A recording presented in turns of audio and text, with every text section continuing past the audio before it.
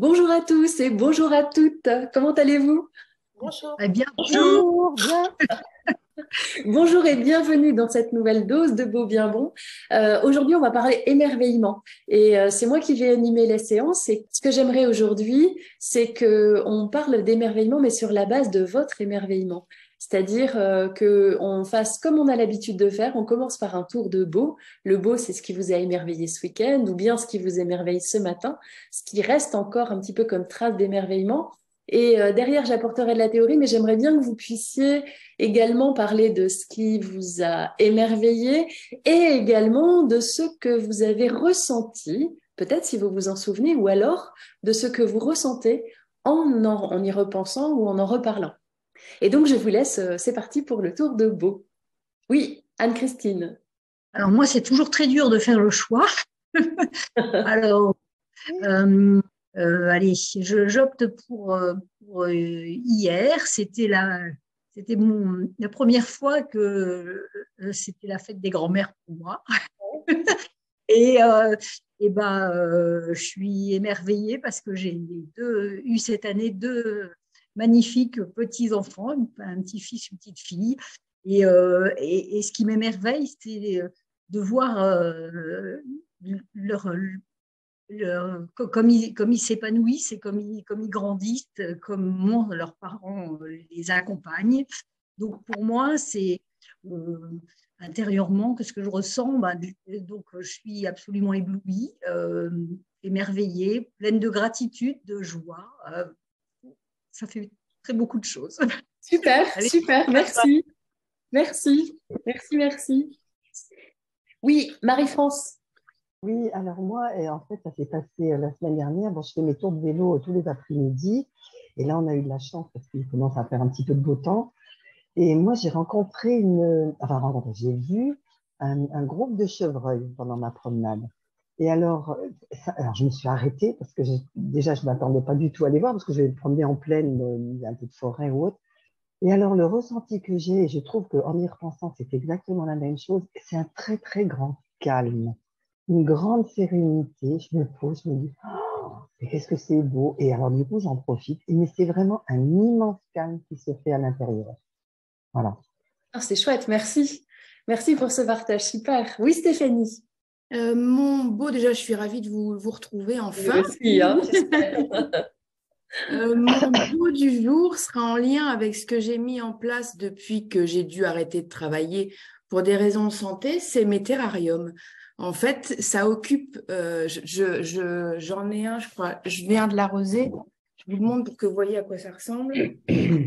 Voilà, voilà, je m'amuse beaucoup, donc je mets Ah oui. des plantes. Oui, je choisis un bocal, donc il y a vraiment tout ce temps que je prends pour choisir les choses, pour choisir les éléments que je vais mettre dans ce fameux bocal.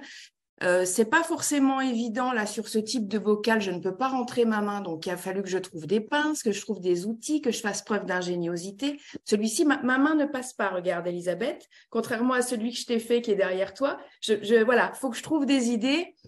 Et alors il y a tout ça dans l'émerveillement. Il y a parfois je suis confrontée à une difficulté surmontable, parfois pas surmontable. Si c'est pas surmontable, je mets de côté, je trouve une autre idée.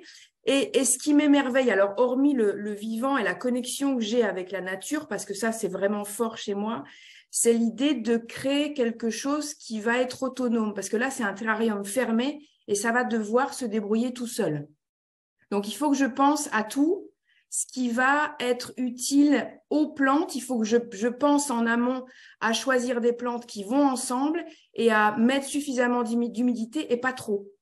Ok. Et fermer le bocal pour que ça se débrouille. Voilà. Et après, c'est lancé, ça se débrouille. Hmm. C'est tout ça qui m'émerveille. Il y a beaucoup de choses. Hein. Je ne sais pas ce que tu vas en tirer. Merci. Oui, Marie-Catherine. Oui, alors aujourd'hui, comme Stéphanie, je suis souvent en émerveillement par la nature, mais je me suis rendu compte que mon émerveillement d'aujourd'hui était plus en rapport avec le bon, dans la mesure où ce week-end, on a un petit peu cumulé la fête des grands-mères et l'anniversaire de ma maman. Ça tombait en même temps et ses petits-fils étaient là. Et j'ai senti des choses vraiment très touchantes par le fait qu'ils soient jeunes adultes maintenant, qu'ils reviennent toujours, et surtout, mon vrai émerveillement, c'est qu'ils exprimaient des émotions de retrouver leur grand-mère, de se retrouver dans la maison autour de moi aussi. Et le plus grand, quand il a pris l'avion hier soir, il m'écrit avant d'embarquer, ben, je vais voir si mon prochain travail, si mon prochain entretien, disons, est positif, j'irai là-bas, mais sinon, je chercherai aussi près de chez nous parce que c'est à chaque fois un déchirement. Et ça m'a énormément touchée de l'entendre à 24 ans parler de déchirement. Et en même temps, je lui fais confiance parce que j'ai envie qu'il découvre sa vie, son chemin, mais j'ai trouvé ça terriblement touchant et je l'ai pris comme tel, comme un partage d'émotions, ce qui n'est franchement pas évident parce que dans la phase d'adolescent, on s'exprime peu, on est plutôt en rejet. Et là, j'ai eu comme un retour de plein de choses. Voilà, donc c'était très, très touchant. Merci Marie-Catherine. Maïté, si tu es OK. Absolument, oui, sans problème. Alors, c'est un peu comme Anne-Christine, j'en ai beaucoup. Donc, j'ai choisi de parler de ce qui s'est passé hier soir. En fait, j'avais décidé d'aller vivre un voyage sonore. Un voyage où, effectivement, on est accompagné par des gongs, des clochettes tibétaines. Et voilà, je suppose que beaucoup parmi vous connaissent. Et juste avant, je m'étais organisée pour aller faire une petite balade donc c'est à côté de Saint-Jean-de-Luz. Et effectivement, j'ai profité d'un soleil magnifique. L'océan était juste trop bleu. Et en même temps, il y avait des parachutes ascensionnels et ça m'a aidé déjà à me mettre dans ce voyage et de commencer ce voyage à l'extérieur en me disant, voilà, je laisse partir mon esprit puisque c'était un peu le but. Et en fait, mon émerveillement, il est du côté du mental, de voir comment ça peut effectivement se passer. Et ensuite, quand on a démarré ce voyage, bien sûr, il y avait toute une préparation avec les bougies, on voyait les instruments. Et je suis partie très vite, très, très vite. Et en fait, je me suis émerveillée d'abord de l'impact des sons et de ce que ça pouvait provoquer en moi. C'est-à-dire que là, j'ai senti, ça me passait de partout, ça avait un impact sonore, mais aussi très émotionnel. Et ensuite, de l'impact de ce que j'ai pu ressentir. En fait, j'ai voyagé. Et c'est très, très drôle parce que j'ai vu plein de pays, plein de destinations. Je n'ai pas la réponse à la fin. Donc, je me suis dit, c'est le travail à faire. Mais voilà, j'ai vraiment été conquise par ce voyage qui, effectivement, m'a donné, en tout cas, a donné l'occasion à mon mental de fonctionner sur ce travail de vision, en tout cas, de laisser passer les pensées, les émotions et le ressenti. Et en plus, un ressenti physique, c'était vraiment impressionnant. Et je suis ressortie de ça, il était un peu tard, il était pas loin de 20 heures. Et la lune était déjà là. Et je me suis dit, c'est incroyable, quoi. Je suis passée du soleil à la lune en très peu de temps. Et en fait, ce voyage, je l'ai continué cette nuit. J'ai eu des rêves assez incroyables. Donc, je me dis que oui, c'était vraiment un moment d'émerveillement, de beau, de bon, parce que ça fait beaucoup de bien dans le corps, mais aussi de bien parce que partagé avec d'autres. Parce que si chacun et chacune a pu libérer la parole et raconter son propre voyage, et je trouve que c'est chouette. Super, merci Maïté. Merci beaucoup. Oui, Sarah. Bonjour à toutes, bonjour Elisabeth. Moi, pour l'émerveillement d'aujourd'hui, donc c'était le beau ciel de ce matin et puis j'ai aperçu une étoile filante et ça m'a vraiment, c'était très beau, donc j'étais émerveillée de cette vue-là magnifique. Voilà. Super, merci. Alors, je ne sais pas si Marie-Blandine, est-ce que tu peux? Alors, est-ce que vous m'entendez? Oui, très bien, super. Alors moi, hier, c'était carnaval à Saint-Raphaël, au bord de mer. Et j'ai retrouvé mon âme d'enfant parce qu'en fait, j'avais jamais eu l'occasion de participer à un carnaval, enfin de voir un carnaval. Et j'ai été émerveillée. J'ai d'ailleurs envoyé plein de petites vidéos à mes petits-enfants, voilà, pour leur partager ma journée d'hier. Merci. Armelle?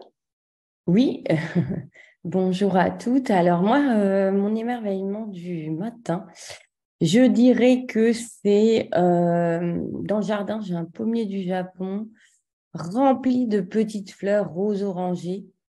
Je trouve ça superbe, j'adore cette couleur. Étant donné que je mets un petit peu de graines et de pain pour les oiseaux, ils viennent s'agglutiner sur ce pommier du Japon et je trouve ça superbe. Voilà mon beau du matin. Merci. Alors, c'est marrant parce que ça fait tout à fait le lien avec mon émerveillement du week-end, où j'aime bien, j'ai une balade que j'aime bien faire. C'est une balade qui est proposée par la Ligue de protection des oiseaux. Et dans cette balade, j'ai pris en photo justement un cognacier du Japon parce que j'ai trouvé qu'il était absolument magnifique, avec ces jolies petites fleurs, toutes petites fleurs très vives, un petit peu rose, oui, un petit côté rose bonbon dans ces fleurs-là. Et puis après, en suivant le chemin, on écoute les oiseaux avec les titi et en fonction des espèces, on va avoir des chants d'oiseaux différents et c'est vraiment chouette. C'était mon moment d'émerveillement. Merci. Alors, on va parler émerveillement justement, puisque je vous ai préparé une séance sur l'émerveillement.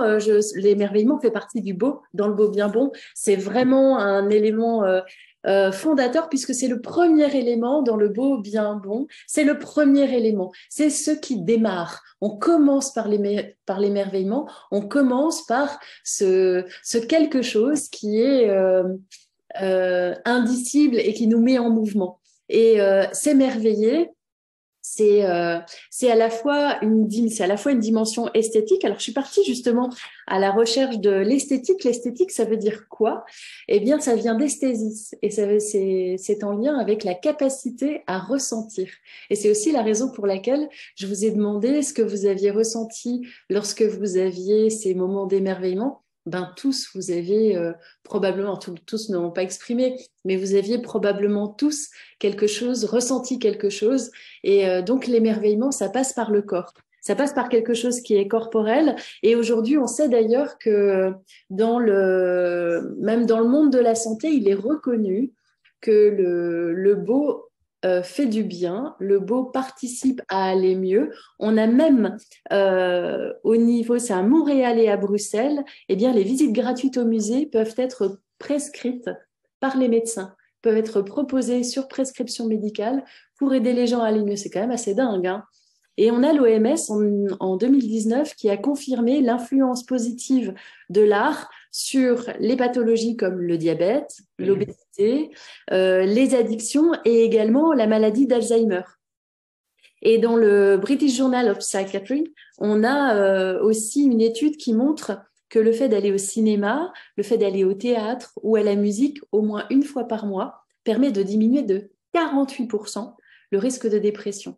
Donc, on a une vraie incidence sur la santé mentale, sur la santé physique. Et alors, on le sait aussi parce que, bon, vous l'avez vu, toutes ces sources d'émerveillement vous permettent de pouvoir vous sentir mieux.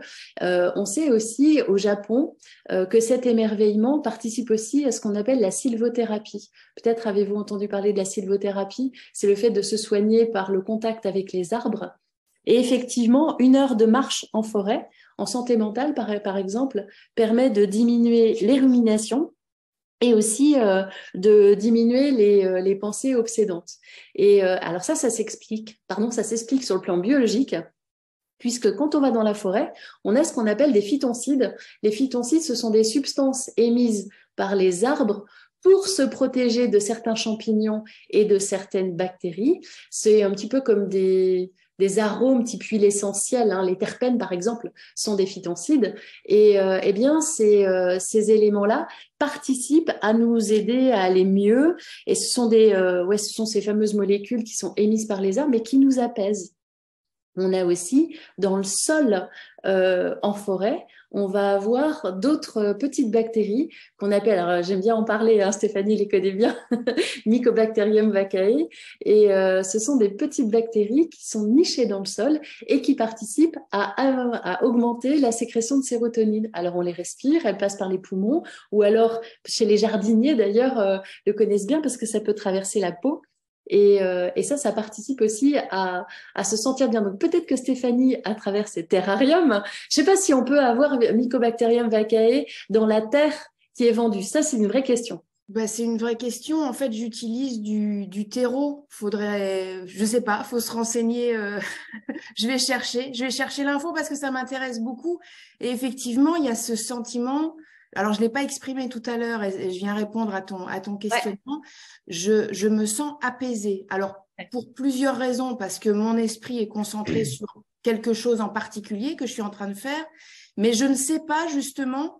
Je pensais que tu avais peut-être la réponse si ces fameuses bactéries qu'on connaît bien toutes les deux, parce que je les cite assez souvent, la Mycobacterium vaccae, si elle est dans le terreau, dans le compost, dans ces éléments-là, j'en sais rien du tout.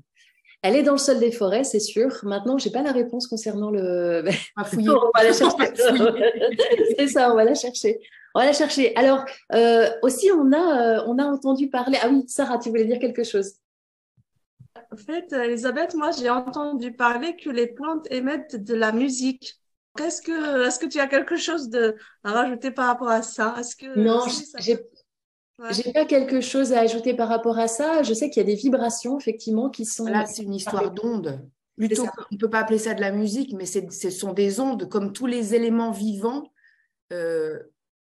produisent des ondes. Après, pour les minéraux, parce que la question viendra à un autre moment peut-être, pour les minéraux, je ne sais pas s'ils émettent des ondes. Beaucoup en parlent, sur tout ce qui est lithothérapie, par exemple, mais je ne connais pas le processus. En revanche, sur les plantes, effectivement, c'est démontré ça a été montré par des musicologues, c'est peut-être ce que tu as vu, Sarah, où on les voit brancher des petites choses sur des plantes, et en fait, les ondes sont traduites en son. C'est pas qu'elles produisent du son, c'est en fait les ondes que produisent les plantes sont traduites en son. D'accord. Ça doit être c'est impressionnant parce qu'en fait, quand la plante elle est saine, on voit en fait le sang n'est pas pareil que la plante quand elle est malade. Ah oui. Ouais. D'ailleurs, en sylvothérapie, on invite les gens normalement à se renseigner avant de se rapprocher d'un arbre sur l'état de santé de l'arbre. Ouais. Parce qu'en fait, on peut aussi se faire du mal en tant qu'être humain à trop se rapprocher d'arbres malades. Alors, il m'est arrivé, effectivement, j'aime bien aussi faire les câlins aux arbres comme on a l'habitude de faire. Et ben, il m'est arrivé, effectivement, de ressentir une sensation très, très, très désagréable une fois en faisant un câlin à un arbre. Je me suis dit, oh là, il y a quelque chose qui ne va pas ici. Alors, le parallèle avec la musique est intéressant parce que, effectivement, la musique fait partie des éléments qui peuvent nous émerveiller. Et il y a une méta-analyse en 2001 qui montrait que écouter de la musique permettait d'abaisser le stress. Et ce qui se passe, c'est que les ondes cérébrales, les battements cardiaques se synchronisent avec le rythme de la musique. C'est-à-dire qu'on a une capacité du corps à s'adapter à ce qu'on entend et à ce que le rythme, à ce rythme proposé par la musique. Et on le voit d'ailleurs parce que quand on est dans un état émotionnel particulier, le fait d'écouter une musique qui est dans le même état qui traduit le même état émotionnel, permet d'avoir cette résonance et nous permet de pouvoir nous sentir mieux compris et puis ça nous apaise. Donc ça fait partie des choses qui sont importantes. C'est dans la maladie d'Alzheimer, on a aussi la musique qui active la mémoire émotionnelle. Et la musique est d'ailleurs plus forte que les photos pour pouvoir nous permettre d'avoir accès à certains souvenirs. Alors il y a aussi une expérience qui est assez dingue, qui a été faite, je ne sais plus où est-ce que ça a été fait, c'était un violoniste, mais un violoniste expert, un professionnel qui a pris son Stradivarius et qui est allé dans une bouche de métro faire une musique, jouer une musique absolument extraordinaire avec une vélocité et une expertise absolument dingue. Et ils ont observé qui s'arrêtait et qui ne s'arrêtait pas. On avait affaire à un Stradivarius, violon d'exception, à un professionnel, donc expert d'exception. Eh bien, figurez-vous que très peu de personnes se sont arrêtées.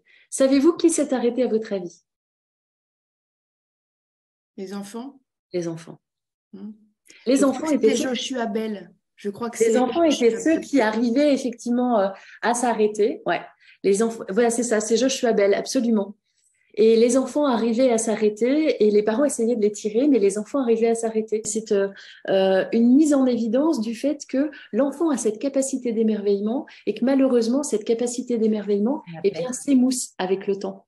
Et il y a une érosion, il y a une forme d'érosion de l'émerveillement qui serait liée au stress que vit l'adulte, a aussi probablement chez certains ce qu'on appelle la saturation des capacités d'attention.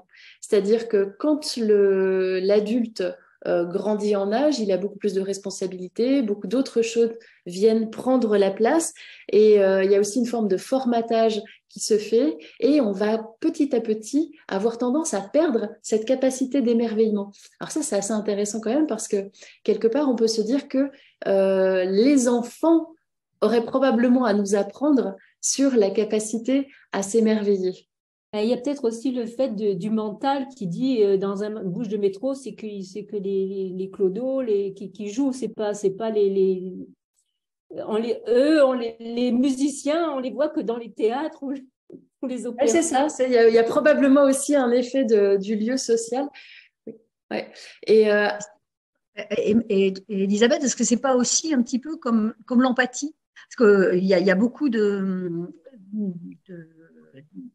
qui montrent que les enfants tout petits ont une capacité d'empathie incroyable et que finalement ça s'émousse parce que l'éducation fait que à force de vouloir les rendre autonomes, on les rend finalement un peu chacun. On fait qu'effectivement, il n'y a plus de coopération, il n'y a plus enfin, en tout cas, on ne favorise pas la coopération, c'est un peu chacun pour sa peau.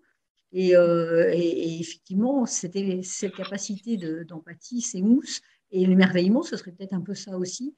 C'est-à-dire que finalement, on ne regarde plus les choses spontanément.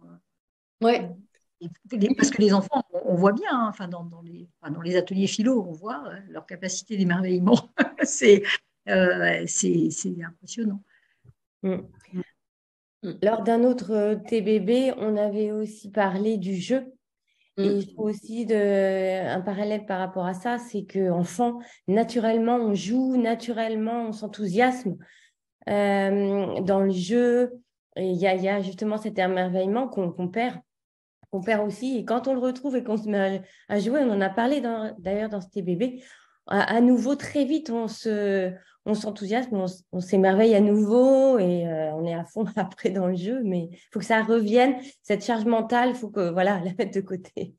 Oui, c'est exactement ça, ce que tu dis, Armelle, est très juste. Il y a une forme de saturation, une saturation de l'attention qui peut aller à l'encontre de notre capacité à nous émerveiller. Et le problème aujourd'hui, même chez les enfants, c'est que les écrans, par exemple, peuvent saturer l'attention et peuvent aussi porter atteinte à leur capacité d'émerveillement. D'où l'importance de les maintenir à l'écart des écrans et de les maintenir à l'écart de tous ces éléments qui peuvent accaparer l'attention. Mais regardez, chez les adultes aussi, on a un émoussement probable de l'attention qui pourrait être lié aussi au développement des chaînes d'information en continu qui, elles, vont accaparer notre esprit avec des informations qui sont plutôt désagréables et plutôt négatives et donc accaparer nos émotions par de l'anxiété plutôt que par de l'émerveillement. C'est très difficile de s'émerveiller quand on est dans un état d'anxiété.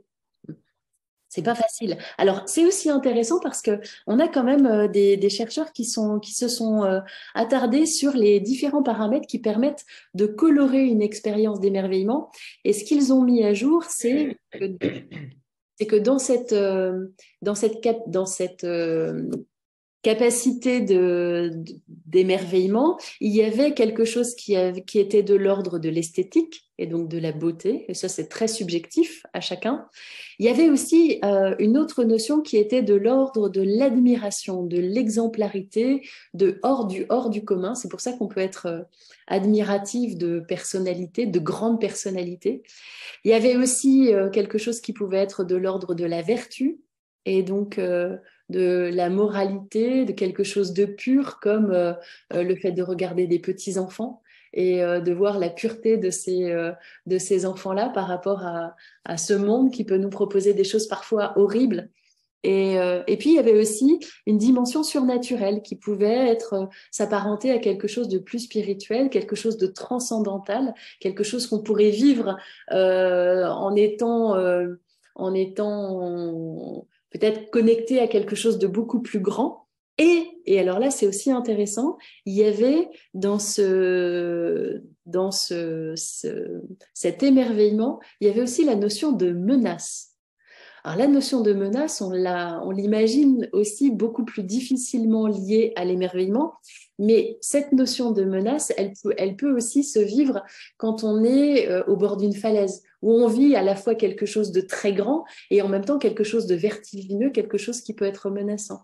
Il peut aussi y avoir la notion de menace qui peut être présente, non pas, c'est pas la menace elle-même qui va amener à l'émerveillement, mais c'est plutôt la réaction à la menace, comme la solidarité qui se met en place dans des situations de menace. Et ça, c'est ce lien à l'autre qui se met assez naturellement en place, qui peut être source d'émerveillement. Et donc, cette menace peut mener à l'émerveillement, mais pas tant par la menace elle-même que par la réaction qu'elle peut nous faire avoir en tant qu'animal social finalement, hein, en tant que lien à l'autre. Et puis, il y a aussi cette idée de grandeur, cette idée d'épanouissement, cette idée de grand. Alors là, c'est aussi pas mal marqué, et notamment par le fait de cultiver, et ça va te parler Stéphanie, cultiver et développer l'humilité. C'est-à-dire que quand on est face à ces grandes montagnes ou quand on est face à cet océan à perte de vue, on se sent tout petit, tout petit, tout petit. Et donc, ça nous ramène à notre propre humilité et quelque part, ça nous fait du bien parce que ça nous repositionne dans le monde. Et puis, je ne sais pas si ça vous parle déjà tout ce que je dis.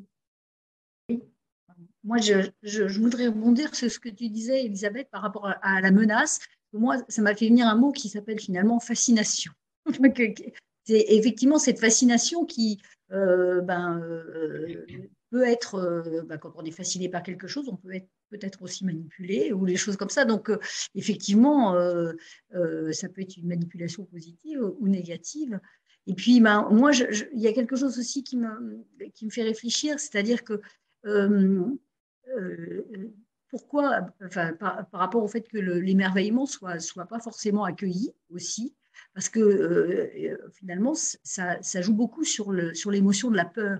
C'est-à-dire que les gens ont peur aussi de montrer leur émerveillement comme s'ils allaient être pris pour des neuneux, pour des naïfs, etc. Et finalement, quand on s'émerveille dans ce monde d'anxieux, où tout le monde nous dit rien ne va, et c'est vrai que bon, il y a pas mal de choses qui clochent, mais si on contrebalance pas et si on n'apporte pas justement notre espérance, en fait, et effectivement l'émerveillement, que je partageais par rapport à mes petits-enfants, et quand tu parlais des enfants, tout simplement, moi dans les ateliers philo aussi, je suis toujours, souvent dans le baroud des émotions, à la fin, je partage avec les enfants l'émerveillement de ce qu'ils ont pu apporter, de ce qu'ils sont, etc. Et ça les épate toujours un peu aussi. Maintenant, ils commencent à me connaître.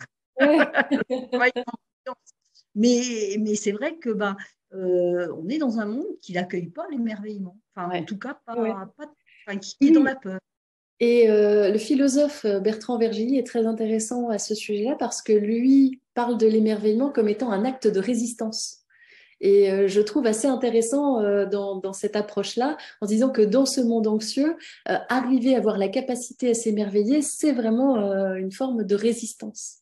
Oui, Marie-France. Tu dis ce que un petit peu je voulais dire, c'est-à-dire que effectivement, dans ce monde difficile, c'est à nous aussi de trouver un juste milieu. Parce que pour rejoindre ce que Anne-Christine dit, parfois on est pris pour des illuminés parce qu'on s'émerveille. C'est à nous aussi de doser par rapport à l'autre, c'est-à-dire expliquer pourquoi on a cet émerveillement. Et quand moi j'ai raconté l'histoire de mes chevreuils, c'est vrai qu'on m'a regardé avec de drôles de yeux, je dis mais on n'a pas l'habitude de voir en se promenant à 3 heures de l'après-midi une harde ou une horde, je ne sais pas comment on dit, de ces animaux-là. Et quand je leur dis le ressenti que j'ai, là effectivement, ils comprennent mieux. Parce qu'en parlant de ce qu'on ressent, les personnes en face ne vont pas vont plus nous prendre pour des illuminés. Mm. Et quand on voit la société dans laquelle on vit, mais c'est vrai que moi, aujourd'hui, j'essaye de m'entraîner à l'émerveillement. Parce que c'est la même chose. Alors, il y a la surprise. C'est vrai que les chevreuils, ça m'a surpris. Mais hier, moi, j'ai vu un héron. Bon, les hérons, j'en vois assez régulièrement. Pour autant, je me suis dit, c'est chouette. Je me suis arrêtée un jour aussi. J'avais un coq et une poule. Le coq, il faisait son affaire avec la poule. Mais ça m'a fait rire. Et du coup, ça m'a émerveillée quand même de voir que la nature, elle est à côté de nous. Parce que j'ai la chance d'habiter à la campagne. Mais c'est merveilleux.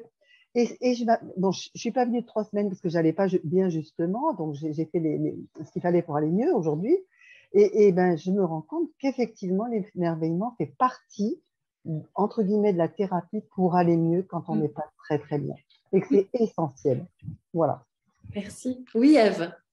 Alors moi, j'ai une expérience qui a combiné, quand tu parles de la grandeur, de la peur et de la contemplation. Donc moi, l'émerveillement, pour moi, enfin, je suis contemplative. Je suis restée contemplative. Donc, je suis dans l'hypersensibilité, c'est un de mes traits. Et en fait, j'ai eu une expérience il y a 2 ans de ça. Je suis allée dans le Vercors faire une randonnée qui aboutit à un endroit qui s'appelle le Vertige des Cimes. Donc, le vertige, tu l'as, bien sûr. Tu es face à toutes les chaînes de montagnes, donc tu vois jusqu'au Mont Blanc, et tu vois toutes les montagnes en face que je ne citerai pas parce que je ne connais pas forcément leur nom. Donc, il y avait l'esthétique. On était en famille. On a partagé ce moment-là, entre ceux qui ont plus le vertige, ceux qui ont moins le vertige. Il y avait le côté esthétique. Il y avait le côté aussi, parce qu'on se l'est dit, oh là là, qu'est-ce qu'on est rien au milieu de toute cette grandeur. Il y avait la beauté, enfin bref, il y avait tout ça. Et je vis avec un mari qui n'est pas du tout empathique et qui est beaucoup moins lié à sa sensibilité que moi. Et quand on est redescendu, j'étais à côté de lui, je lui ai dit, écoute, je ressens le manque. C'est-à-dire que quand j'ai quitté cet endroit, ça a été tellement fort, ça m'a tellement monté émotionnellement, positivement, que j'ai ressenti le manque comme quand tu quittes quelqu'un. Ça m'a fait penser quand tu as fini, tu sais, un week-end de mariage et qu'il faut dire au revoir à tout le monde, tu as un peu les boules quand tu repars. Et bien là, j'ai eu les boules de quitter cet endroit et je l'expliquais à mon mari.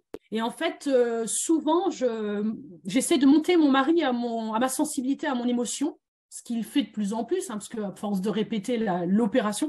Et le jour-là, il m'a dit, ah, j'aurais pas dit ça comme ça, mais c'est vrai que c'était... Enfin, voilà. Et en fait, il y a eu la grandeur, il y a eu la petite menace, et c'est vrai que quand tu cumules tout ça, je ne sais pas ce qui s'est passé au niveau chimique, mais on avait la totale, je pense. Ouais, c'est ça. Effectivement, c'est une émotion complexe, l'émerveillement. Oui, Maïté. Oui, moi, ce que je voulais juste commenter, en tout cas, complètement sur ce sujet en ce moment, ce qui m'a aussi est intéressant au travers de ce que les philosophes, les sociologues disent sur le beau. Enfin, je restais sur le beau et pas la beauté parce que je pense qu'il y a une nuance quand même à faire là-dessus. C'est aussi la notion d'effort. Parce que finalement, qu'est-ce qui fait qu'on s'émerveille? C'est qu'à un moment donné, on fait un petit effort pour être en capacité de voir, de ressentir. Et en fait, il y a 2 choses importantes. C'est que cet effort, il est finalement, oui, c'est pas grand-chose. Et puis, il est à la portée de tous. C'est ça qui est génial. On voit au travers des exemples de ce matin. Donc, il y a cette notion d'effort. Et dans ce que tu évoquais tout à l'heure, c'est vrai que dans ce monde où on est, il n'y en a pas d'effort en fait à faire puisque tout vient, tout nous est un peu, on pourrait presque dire imposé. Il suffit d'ouvrir un écran. Donc, il y a aussi à redécouvrir cette petite notion d'effort qui fait qu'on est dans cette capacité de s'émerveiller. Et c'est en l'exprimant, et c'est très juste de se dire que si on ne va pas jusqu'à se dire mais tiens, qu'est-ce que j'ai ressenti, qu'est-ce que ça m'a fait, et pourquoi je ne vais pas sortir tous les jours 5 minutes ou 10 minutes, ou juste de me mettre devant un quelque chose qui évoque ce beau, finalement on passe à côté. Et je trouve que c'est ça qui est peut-être aussi en jeu en ce moment, c'est de se dire quel est le petit quelque chose. Voilà, je pense que même quand on va au musée, on va dans une exposition, on peut la faire à un rythme infernal et ne pas savoir s'arrêter, pas savoir se dire tiens là, qu'est-ce qui se passe quoi. Donc voilà, moi c'était une notion complémentaire. Oui, oui, oui, et c'est très intéressant parce que quand on voit l'expérience qu'il y a eu avec Joshua Bell, donc ce fameux violoniste, on voit bien qu'on peut passer à côté de l'extraordinaire et ne pas s'arrêter et passer vraiment à côté sans le voir. Ça, c'est assez impressionnant. Et il y a aussi cette idée que tu transcris assez bien, Maïté, cette notion. Alors, c'est pas une notion d'effort qui a été mise en évidence par les chercheurs, c'est plutôt une notion d'adaptabilité, c'est-à-dire que le beau, l'émerveillement nous oblige à nous adapter, nous oblige à reconsidérer certaines choses. Bien souvent, ce qui nous émerveille, c'est ce qu'on n'arrive pas à expliquer. Et c'est-à-dire quelque chose qui nous dépasse. Et ça veut dire que quelque part, ça nous remet en cause un petit peu nos schémas de pensée et ça nous amène à poser de nouvelles hypothèses et peut-être à devoir expliquer la vie un petit peu différemment. Et ce changement, cette adaptation que nous propose l'émerveillement, finalement, elle est très, elle fait partie des éléments qui participent à nous sentir mieux aussi, dans la mesure où elle nous permet de pouvoir concevoir la vie d'une façon différente. Oui, Anne-Christine. Oui, moi, en écoutant Maïté, ce qui m'est venu comme mot, c'est pleine conscience ou pleine présence, c'est-à-dire qu'effectivement, on le voit bien aussi avec les enfants, rien que de prendre un petit moment de pratique de l'attention, ça fait que, et puis de réfléchir aussi à nos émotions, les compétences psychosociales qui se développent. Et effectivement, du coup, on est plus sensible à ça. Et donc, pour moi, finalement, l'émerveillement, ça peut se travailler comme une gym. Ou de parler d'effort, effectivement, je pense qu'il y a un entraînement et voilà. Ouais, c'est tout à fait ça. Alors, ce que nous disent les chercheurs, c'est que ça nous permet de nous ancrer dans le présent. C'est-à-dire que cet émerveillement nous force à faire une pause. Et cette pause-là, on l'a fait quand on est face à cet émerveillement. C'est une réaction de freezing, c'est-à-dire qu'on est un petit peu paralysé face à cet émerveillement et ça nous ancre dans le présent. Ce sont d'ailleurs les moments qui sont très chargés en émotions. Ces moments-là, ces moments d'émerveillement restent bien plus souvent en mémoire. Il y a aussi le fait que quand on est dans l'émerveillement, eh bien, on va arrêter d'être dans la rumination, on va arrêter d'être dans ces pensées qui sont là et qui tournent en boucle et qui nous empêchent d'être dans le présent. On va être vraiment dans le présent. Il y a aussi cette idée de temps ralenti et puis de ce qu'on appelle l'expérience optimale, le flow. Voilà. Oui, Marie-Blandine? Oui, moi, je rebondis sur ce que tu viens de dire là, parce que justement, pendant des périodes difficiles dans ma vie où j'étais plutôt en déprime, dès que je sortais, que je commençais à regarder ce qui se passait autour de moi dans la nature, ou voilà, un animal qui passait, peu importe si c'était les arbres, les fleurs, les petits oiseaux, mais ça me remettait tout de suite dans le moment présent, justement, à être admirative de la créativité de la nature, de tout ce, voilà. Et à ce niveau-là, ça a été vraiment une grande aide pour moi pour supporter ces périodes difficiles. Ouais. Oui, oui, en période de dépression, alors c'est intéressant et en même temps c'est particulièrement difficile parce que quand on est en dépression, on a des difficultés on est dans un circuit qui est un circuit plutôt fermé. Et c'est là où c'est la théorie de Barbara Fredrickson nous dit que les émotions positives nous permettent de pouvoir élargir notre esprit et pouvoir accéder à des ressources différentes et pouvoir également accéder à une certaine flexibilité cognitive, c'est-à-dire la possibilité d'avoir des stratégies de pensée un peu différentes. Donc effectivement, il faut rechercher l'émerveillement, s'entraîner à l'émerveillement et c'est pas facile, on peut avoir besoin d'aide dans ces périodes-là pour aller chercher l'émerveillement parce que seul, on n'y arrivera pas. Et c'est aussi parfois ce que peuvent nous permettre les thérapies de médiation animale où on a cet émerveillement qui est proposé par l'animal, qui est spontané, qui n'est pas réfléchi et qui peut aider la personne à pouvoir se reconnecter à l'émerveillement. Mais bon, il faut dire que j'avais cette capacité-là depuis que j'étais enfant, en fait, de m'émerveiller dans la nature. Donc, ça m'a beaucoup aidé, voilà, bien sûr. à me reconnecter, même dans les moments difficiles. Je crois que c'est une chance d'avoir cette capacité-là. Oui, Marie-France. Alors moi, j'ai pas su la préserver parce que je ne devais pas l'avoir quand j'étais plus jeune. J'ai réussi à la développer. Ça, c'est juste une aparté. Par contre, quand tu dis, par exemple, dans le métro, cet homme n'a pas été entendu. Enfin, moi, pour avoir pris le métro assez souvent quand j'étais obligée de monter à Paris, je pense que c'est le temps qui manque aux gens. Quand tu prends le métro, c'est que tu vas au boulot, ça court, ça court, ça court. Et les gens, ils n'entendent même pas. Je suis persuadée qu'il y a des tas de gens qui n'ont même pas entendu qu'il y avait de la musique. Ouais. Donc, du coup, peut-être qu'aujourd'hui, notre société, non seulement elle est anxiogène par toutes les informations qu'on nous donne, mais on nous pressure aussi. Enfin, maintenant, je suis à la retraite, je vois bien la différence entre le fait d'être à la retraite et le fait de travailler.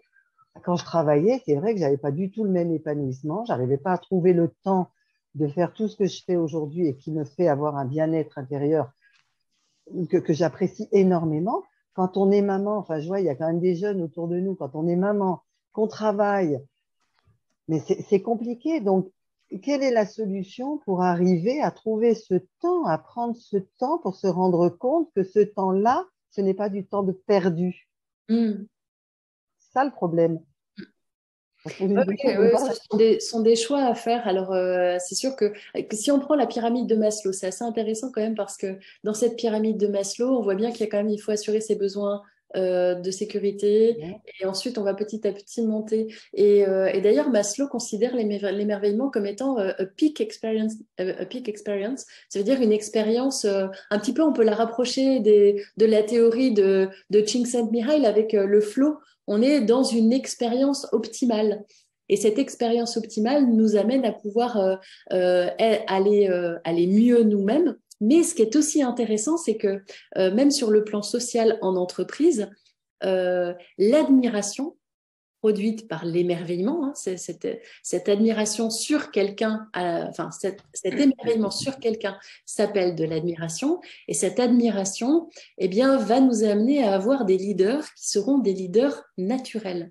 Et ces leaders naturels, ce qui est très intéressant dans l'entreprise, c'est que ces leaders naturels, là où la compétition peut nous amener à développer de l'agressivité, l'émerveillement et l'admiration amène une baisse de l'agressivité. Et c'est là où on voit qu'en entreprise, si on arrivait à développer plus de leaders naturels, c'est-à-dire plus de personnes qui suscitent l'émerveillement et l'admiration, alors on aurait probablement des équipes qui seraient motivées et mues par des personnes qui permettraient de pouvoir davantage fédérer et beaucoup moins diviser. Ce que font les leaders qui sont moins naturels et qui ont tendance à utiliser la compétition. Sur le plan biologique, on a vraiment cette baisse de l'agressivité et cette augmentation de la sérotonine provoquée par l'émerveillement, l'admiration. Oui, Maïté? Oui, pour rebondir sur ce que tu as dit aussi, sur ce que Marie-France a commenté, je crois qu'il y a une étude récente qui a montré, par rapport à cette fameuse pyramide de Maslow, que, en fait, on va dire post-Covid, le besoin d'être en relation avec les autres est devenu au niveau 1 de la pyramide. Ça veut dire que ce qui est intéressant, c'est de se dire que par les autres, finalement, pour répondre à la question de Marie-France, c'est souvent par les autres que cet arrêt, en tout cas cette capacité de s'émerveiller peut venir. Et il y a une phrase que j'aime beaucoup qui dit que le beau est l'écrin de la bonté. Et effectivement, je pense qu'on oublie peut-être, nous, en capacité aujourd'hui de témoigner qu'on s'est émerveillé, de pouvoir aider, accompagner là où on est, quelqu'un qui n'a peut-être pas cette attention-là. Et je trouve que ça donne une responsabilité aussi par rapport au beau. C'est-à-dire, si moi je le ressens, je le vis, comment je peux faire pour aider l'autre aussi à capter ça? Et je pense que moi, ça me rend éminemment optimiste, même si, encore une fois, dans ce monde, on veut nous faire croire que tout va mal. Mais il y a aussi cet accès au beau, il passe par un transmetteur. Il peut aussi, comme un professeur nous a appris des choses, comme nos parents nous ont amené à regarder des choses belles, je pense qu'on a aussi cette capacité et ce pouvoir. Oui, et c'est super ce que tu dis, d'autant que quand on a quand on transmet ce beau, on ne perd rien, strictement rien. C'est-à-dire que la qualité de beau que l'on va percevoir, elle est toujours aussi forte. Et en même temps, quand on partage le beau, eh bien, on va pouvoir partager une expérience sans qu'elle vienne diminuer notre propre expérience. Et bien souvent, quand c'est du beau partagé, au contraire, on va magnifier l'expérience par le fait de la partager et par le fait de regarder un coucher de soleil ensemble. Par exemple. Ouais. Merci Maïté. Ouais. Alors on peut s'entraîner au beau. Cet entraînement cognitif, on peut le faire simplement peut-être en se connectant à le mot émerveillement. Donc quand on découpe un tout petit peu le mot émerveillement, on voit que émerveillement, c'est quelque part veiller sur quelque chose qui émerge. Émerveillement, ça sort de la mer quelque part. Et on pourrait aussi tous les jours essayer d'être attentif, essayer de veiller à ce qui émerge, à ce qui sort du lot. Et c'est parfois simplement cette toute petite chose qui sort du lot qui nous permet de nous émerveiller.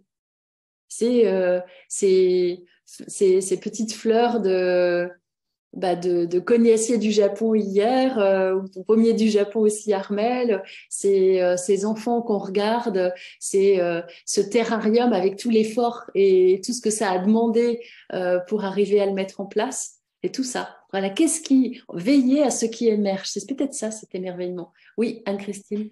Oui, moi, ce que tu viens de dire me parle beaucoup parce qu'effectivement, je trouve que c'est un joli mot à prononcer. C'est plein de lumière, de soleil, émerveillement, merveille. C'est vrai que c'est agréable à prononcer et parce qu'il y a des mots que je trouve parfois intéressants, mais que je trouve moches, comme congruence, par exemple, que je trouve pas beau. Alors, j'aime pas la consonance. Alors que émerveillement, alors que effectivement, congruence, c'est une valeur importante, mais je le trouve moche. Et émerveillement, c'est vraiment quelque chose que j'aime prononcer. Et puis, ce que je voulais dire, c'est que, effectivement, je pense qu'on s'entraîne grâce à toi, avec ton démo bien bon, parce que de toute façon, ça devient un réflexe. Tous les lundis matins, je me dis, qu'est-ce que je vais préparer pour… Et puis, il y a autre chose qui est venue, tu vois, c'était pas ce à quoi j'avais pensé. Voilà, merci en tout cas. C'est gratitude aussi qu'il y a derrière. Merci. Et qui est souvent associé. Merci. Oui, alors ce mot émerveillement est joli. Alors moi, je vais juste te dire que le mot congruence, moi, je l'aime bien. Voilà. Alors, peut-être qu'effectivement, congruence sonne un peu, oui, peut-être congruence. Alors, il y a effectivement des consonnes qui sont un peu fortes. Et pourtant, la congruence, c'est quelque chose de très fort. Parce que la congruence, c'est l'alignement. Et quand on est face à cette congruence, justement, alors l'émerveillement peut aussi surgir. Et c'est ça qui me frustre, c'est que j'aimerais trouver un mot qui me plaise et qui soit… J'aime pas le gros. Est-ce que la cohérence pourrait être… Oui, c'est pour ça, en général, moi je dis cohérence, mais les gens disent, mais oui, mais c'est pas ça, etc. Ça cause déjà beaucoup. Alors, comment vous maintenant, cette semaine, essayer d'entraîner votre capacité à vous émerveiller? Comment pourriez-vous le faire? J'ai quelques pistes, ne vous inquiétez pas, mais comment vous pourriez-vous le faire? Armel a levé la main. Oui. Ah oui, Armel. Oui, moi je voulais justement, en répondant à cette question, revenir sur ce que tu as évoqué, là, ce qu'on a évoqué, sur justement les 5 sens. Je pense que voilà, l'émerveillement, c'est être dans ces 5 sens. Donc, c'est développer les sens en général, mais peut-être particulièrement cette semaine. Et automatiquement, d'être dans ces sens, on va être dans l'instant présent d'autant plus, ce qui va nous éviter cette roue dans la tête, d'être dans le passé, dans le futur, dans le passé, dans le futur, et jamais dans le seul instant qui existe, on va dire l'instant présent, pour être le plus possible dans son bien-être, oui. Donc, en effet, je vais dire développer les sens. Merci. Marie-Catherine?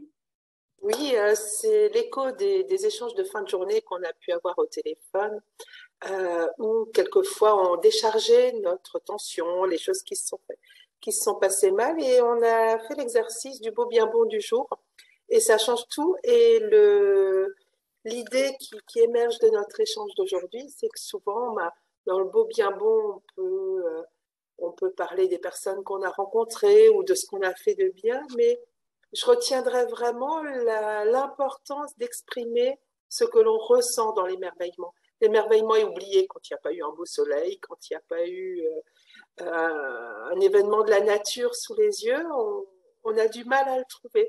Donc ouais, ma résolution, c'est vraiment ça, c'est de plus donner d'importance au ressenti de l'émerveillement, à l'exprimer. Merci Marie-Catherine. Oui, Marie-France.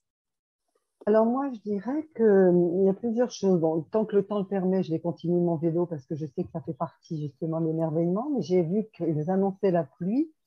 Donc l'idée, c'est déjà de ne pas de limiter l'accès aux informations. Moi, je ne m'interdis pas l'information. Tous les matins, je regarde ce qui s'est passé parce que je pense que ça fait partie aussi du monde. On ne peut pas oublier ce qui se passe dans le monde. Par contre, le limiter. Et je ne sais pas comment l'exprimer, mais prendre soin de soi par des lectures, Par exemple, c'est ce que je fais assez régulièrement le matin, des lectures spirituelles, des lectures d'autres personnes qui donnent l'exemple de leur vie. Ça aussi, ça rejoint un petit peu l'admiration, mais en principe, ce sont des gens plus simples, dont on n'entend pas forcément parler tous les jours. Je trouve que l'émerveillement aussi de voir sa propre progression dans le bien-être, c'est super important. Et ça fait du coup le cercle vertueux et non plus le cercle vicieux. Donc du coup, j'essaye de m'entraîner finalement. Il n'y aura pas que cette semaine, j'essaye de m'entraîner de manière assez régulière à ça. Voilà. Merci Marie-France. Merci au TBB. Avec plaisir. Anne-Christine. Oui, alors moi, je reviendrai sur ce qu'a écrit Sarah, hein, qui disait ce qui me vient, c'est aimer la vie. Et effectivement, je pense que ça résonne avec ce que je partageais, c'est-à-dire la gratitude. Et c'est vrai que bon, un truc tout bête, hein, tous les matins quand je fais mon qigong, eh ben, je m'émerveille que tout marche, que j'ai mal nulle part et que tout bon fonctionne. Ben, du coup, j'ai envie de dire merci. Et merveille, merci, ça commence par oui. Merci Anne-Christine. Oui, Maïté. Eh bien, tout simplement, c'est d'abord, parce que je suis en plein dans cet aspect de beau et de bien et de bon aussi, d'une certaine manière, puisque c'est l'objet d'une formation. Bon, je t'ai parlé. J'en suis arrivée à me dire, c'est une routine maintenant, en fait. Le fait de se dire, voilà, il y a la minute du beau tous les jours. Voilà, et finalement, c'est possible. Et ce qui m'a effectivement aussi confirmé, c'est qu'en le suggérant, finalement, cet entraînement au beau, d'autres s'y mettent et ça va très, très bien. Donc, je me dis, voilà, c'est comme une routine, comme dans le sport. Ça fait partie de l'entraînement. Alors, ce n'est pas un entraînement physique, c'est un entraînement mental, mais en tout cas qui apporte beaucoup de bien-être et de bonheur. Donc, ça fonctionne. Voilà, il suffit juste de se dire, quelle est ma petite routine? C'est juste s'arrêter la minute le matin, le soir, peu importe, mais de trouver, il n'y a pas une journée qui se passe sans qu'on ait cette petite routine. Voilà. Super, merci Maïté. Bravo. Oui, Stéphanie. Ce qui me vient à la suite de cette heure passée ensemble, c'est la notion de transformation. Moi, j'ai l'émerveillement un peu facile, hein. Je dois dire que c'est pas des 3B ce qui me questionne le plus. Mais mon idée aujourd'hui, c'est vraiment de transformer même ce qui peut être désagréable en quelque chose qui peut être merveilleux d'une certaine manière. Il faut vraiment changer le point de vue. Je ne vais pas rentrer dans les détails parce que c'est pas nécessaire, mais cette notion de transformation, de peut-être transcendance ou d'alchimie, on peut y mettre beaucoup de choses, mais on peut trouver du beau dans tous les éléments de notre vie, même des éléments pas forcément agréables. Oui. Alors, c'est très intéressant ce que tu dis parce que il a été démontré que dans tout événement désagréable, il existe aussi des éléments qui sont agréables. Je vais prendre un événement qui est particulièrement douloureux, c'est le décès d'un proche. Lorsqu'il y a un décès d'un proche, eh bien, on se retrouve et on est tous à célébrer ce que cette personne nous a apporté quand elle était vivante. Et il y a quelque part cette solidarité qui est là et qui est présente, qui fait partie des émotions agréables que l'on vit dans un événement désagréable. Et quand on porte son attention sur ce qui est agréable dans le désagréable, alors on arrive mieux à pouvoir... c'est cette idée de résilience, on arrive mieux à pouvoir traverser ce qui est désagréable parce que parfois on n'a pas le choix. Merci. Oui, un petit mot. Alors, vous repartez avec quoi de cette séance? Un mot pour repartir avec. C'est notre tour de beau. Hein. On commence par le beau, ensuite on creuse avec le bien. Et puis, ce petit tour de bon, avec quoi repartez-vous cette semaine? Un mot. Avec du bien. Avec du bien. Merci. Avec du bien parce que je crois que c'est vraiment le beau qui va m'aider à travailler mon bien. Ok, super. Marie-Catherine. Oui, ben, émerveillement, c'est un mot magique, puisqu'il y a émerveillement, merci, merveille, veiller à ce qui émerge que je retiens, mère, et aimer aussi. Donc, c'est plein de mots, désolée, mais c'est vraiment très bien. Sarah. Alors, moi, émerveillement aussi, miracle et gratitude. Merci, Sarah. Armelle? Alors oui, émerveillement, moi aussi le mot me parle bien sûr, émerveillement, mais je dirais s'entraîner justement à l'émerveillement. Merci. Marie-France? Ben, moi, c'est pareil, émerveillement et envie de continuer. Merci. Oui, Anne-Christine. Gratitude pour la vie. Merci. Alors, Marie-Blandine? Alors moi, j'ai retenu le beau et l'écran de la bonté, parce que c'est vraiment une petite phrase voilà, qui m'a interpellée et c'est vrai que je m'appliquerai plus à partager cette beauté qui m'émerveille toujours parce que je pense que ça peut faire du bien à plein de gens autour de moi. Oui, alors c'est Maïté qui nous l'a partagé, justement. On te donne la parole, Maïté. Merci à toi. Merci déjà, parce que je trouve que c'est ce moment du beau, bien bon du lundi matin, c'est tellement chouette de démarrer la semaine comme ça. Moi, c'est le mot partage qui me vient. C'est vraiment ce que j'ai aussi ressenti ce matin avec toutes. Voilà, et ça, c'est le beau, c'est partager.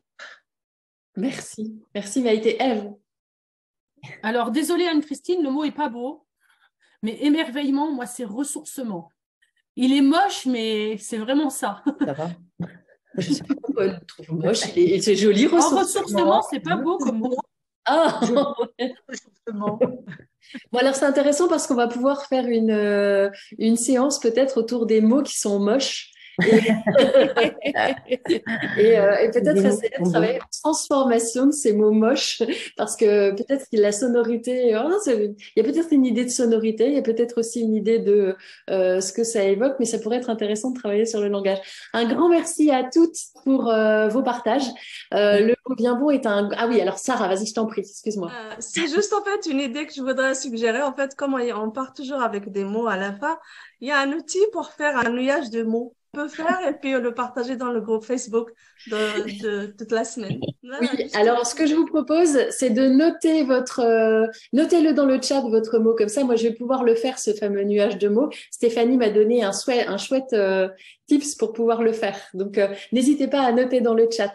Et puis, moi, je vous remercie parce que ce temps du lundi matin n'est pas du tout du coaching ou c'est un groupe de partage. C'est un groupe de partage autour du vécu de chacun. Et je trouve ce vécu tellement riche que je vous remercie de le partager parce que c'est vous qui apportez à cette séance toute cette magie et ce sont vos vécus qui sont transmis de cette manière à d'autres et qui peuvent leur permettre de pouvoir aller mieux. Donc, un grand merci à vous. Voilà. Très belle journée à toutes et je vous souhaite une belle et bien bonne semaine et je vous dis à lundi prochain. Bonne semaine. Bonne semaine, merci.